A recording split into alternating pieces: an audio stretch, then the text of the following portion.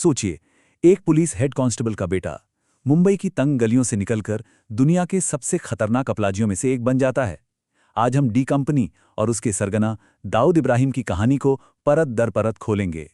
जरा इस रकम पर गौर कीजिए। $25 मिलियन, भारतीय रुपयों में कहें तो करीब 200 करोड़। ये कीमत है दुनिया के सबसे वांटेड अपराधियों में से एक की। उसके सर पे रखा गया इनाम। और हाँ, ये सिर्फ एक अपराधी नहीं है। इसे यूनाइटेड नेशंस, अमेरिका और भारत, इन सब ने मिलकर एक ग्लोबल टेररिस्ट का दर्जा दिया है। मतलब ये खतरा कितना बड़ा और फैला हुआ है, इसका अंदाजा आप यहीं से लगा सकते हैं। तो सवाल यही उठता है ना, कि आखिर एक कानून के रखवाले का बेटा कानून का सबसे बड़ा दुश्मन कैसे बन गया? चलिए इस पूरे सफर को शुरू से समझते हैं। हर कहानी की एक शुरुआत होती है, और दाऊद की कहानी की जड़ें हैं उसके बचपन में और उन हालातों में जिन्होंने उसे अपराध की दुनिया में धकेल दिया। 26 दिसंबर 1955 दाऊद इब्राहिम कास्कर का जन्म हुआ। और विडंबना देखिए, उसके पिता इब्राहिम कास्कर मुंबई पुलिस में एक हेड कांस्टेबल थे, जिनका काम था शहर में कानून व्यवस्था बनाए रखना। लेकिन कहानी में मोड़ तब आया जब उसके पिता सस्पेंड हो गए। घर में पैसों की जबरदस्त तंगी हो गई और इसी आर्थिक संकट ने 14 साल के दाऊद की पढ़ाई छुड़वा दी और उसे छोटी मोटी चोरियों और ठगी के रास्ते पर डाल दिया। और यही वो पहला कदम था जो उसे अंडरवर्ल्ड की अंधेरी गहराइयों तक ले जाने वाला था। छोटे मोटे अपराधों से शुरू हुआ ये सफर बहुत जल्द मुंबई माफिया में एक बड़ी ताकत बनने की तरफ बढ़ चला। तो अब देखते हैं कि कैसे उसने बेरहमी और एक सोची समझी रणनीति से डी कंपनी की नींव रखी। 70 के दशक के आखिर में उसने अपना गैंग तो बना लिया था, पर असली मोड़ आया 1981 में, जब पठान गैंग ने उसके भाई शब्बीर का कत्ल कर दिया। बस इसके बाद दाऊद के सर पर खून सवार हो गया।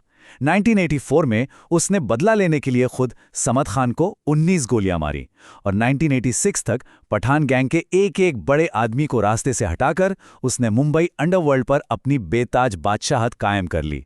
भाई की मौत ने इस गैंग वॉर को उसके लिए एक पर्सनल जंग में बदल दिया था। अब वो सिर्फ धंधे के लिए नहीं बल्कि इंतकाम के लिए लड़ रहा था, और इसी चीज ने उसे पहले से कहीं ज्यादा खतरनाक और क्रूर बना दिया। एक बार जब सारे दुश्मन रास्ते से हट गए तो दाऊद ने मुंबई में एक ऐसा क्रिमिनल एम्पायर खड़ा किया जिसकी जड़ें शहर की हर बड़ी इंडस्ट्री में फैल चुकी थीं। चलिए डी कंपनी के इस बिजनेस मॉडल को थोड़ा और करीब से देखते हैं। डी कंपनी एक बहुत ही शातिर सिंडिकेट की तरह काम करती थी। सोने और इलेक्ट्रॉनिक्स की स्मगलिंग से शुरुआती पैसा आया, लेकिन उसकी असली ताकत बनी उगाही। बॉलीवुड में तो वो एक पैरेलल सरकार चलाते थे। प्रोड्यूसरों से प्रोटेक्शन मनी लेना, फिल्मों की कास्टिंग में दखल देना, ये सब आम था। क्रिकेट में सट्टेबाजी और मैच फिक्सिंग के जरिए करोड़ों बनाए गए, और मुंबई के रियल एस्टेट में तो उनका ऐसा दबदबा था कि कोई भी बड़ी डील उनकी मर्जी के बिना हो ही नहीं सकती थी। वो डर के दम पर अपने कोर्ट में फैसले सुनाते थे। अब जरा इसकी हिम्मत तो देखिए। 1986 में शारजा में वो बेखौफ होकर सीधे इंडियन क्रिकेट टीम के ड्रेसिंग रूम में पहुंच गया और मैच जीतने पर हर खिलाड़ी को एक एक कार देने का ऑफर दे डाला। हालांकि उस वक्त के कप्तान ने उसे बाहर निकलवा दिया था, पर यह घटना दिखाती है कि उसकी पहुंच और उसका दुस्साहस किस लेवल पर था। मुंबई पर राज करते करते उसका दबदबा सिस्टम के अंदर तक पहुंच गया था, और यही वजह थी कि 1986 में जब पुलिस ने उसके भाई के कत्ल के केस में उस पर शिकंजा कसा, तो डिपार्टमेंट के अंदर से ही किसी ने उसे खबर लीक कर दी, और पकड़े जाने से ठीक पहले वो भारत से दुबई भाग निकला, जहां से उसने रिमोट कंट्रोल से अपना पूरा साम्राज्य चलाना जारी रखा। दुबई में बैठकर दाऊद पहले से भी ज्यादा ताकतवर हो गया था, लेकिन एक घटना ने उसे एक माफिया डॉन से एक इंटरनेशनल टेररिस्ट में बदल दिया, और यही डी कंपनी के इतिहास का सबसे काला अध्याय है। तो सवाल फिर से वही है, जो आदमी सिर्फ पैसे और पावर के लिए काम कर रहा था, वो अचानक आतंकवाद के रास्ते पर क्यों और कैसे चल पड़ा? इसका जवाब छिपा है 1993 के मुंबई धमाकों में। बाबरी मस्जिद विध्वंस को उसने एक मौके की तरह इस्तेमाल किया, अपने क्रिमिनल एम्पायर को एक नई और खतरनाक दिशा देने के लिए। उसने सीधे पाकिस्तान की खुफिया एजेंसी ISI से हाथ मिला लिया। ये एक डील थी।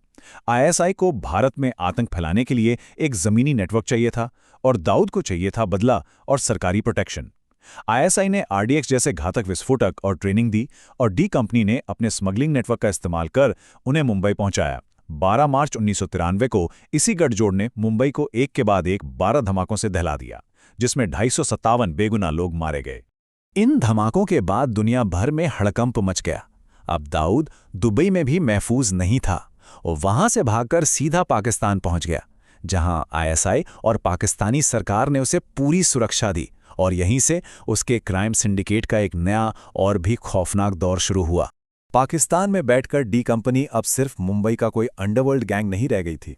ये एक मल्टीनेशनल क्रिमिनल ऑर्गेनाइजेशन बन चुकी थी, जिसकी शाखाएं पूरी दुनिया में फैली हुई थी। साल 2015 में एक अनुमान के मुताबिक डी कंपनी की नेटवर्थ थी $6.7 बिलियन। ये पैसा अब सिर्फ तस्करी या उगाही से नहीं आ रहा था, इसका एक बहुत बड़ा हिस्सा आ रहा था real estate, global smuggling networks और सबसे खतरनाक टेरर फाइनेंसिंग से, मतलब दुनिया भर के आतंकी गुटों को पैसा और हथियार मुहैया कराने से। इसका नेटवर्क अब सिर्फ भारत या पाकिस्तान तक ही नहीं है। यूके, यूएई, दक्षिण अफ्रीका से लेकर यूरोप और साउथ ईस्ट एशिया तक 14 से ज़्यादा देशों में डी कंपनी का जाल फैला हुआ है, जहां से वो ड्रग्स, हथियार और आतंक का कारोबार चलाता है। तो फर्क साफ है। जो डी कंपनी कभी मुंबई की गलियों में गैंग वॉर करती थी, वो अब एक ग्लोबल टेरर नेटवर्क बन चुकी है, जिसके लिंक अल-कायदा और बोको हराम जैसे आतंकी संगठनों से जुड़ते हैं। अब ये सिर्फ मुनाफे के लिए अपराध नहीं, बल्कि विचारधारा के लिए आतंकवाद भी है। इतने बड़े आपराधिक और आतंकी साम्राज्य को चलाने के बावजूद दाऊद पिछले 3 दशकों से ज्यादा से कानून की पकड़ से बाहर है। तो सवाल है कि उसे पकड़ने की सारी कोशिशें नाकाम क्यों रहीं?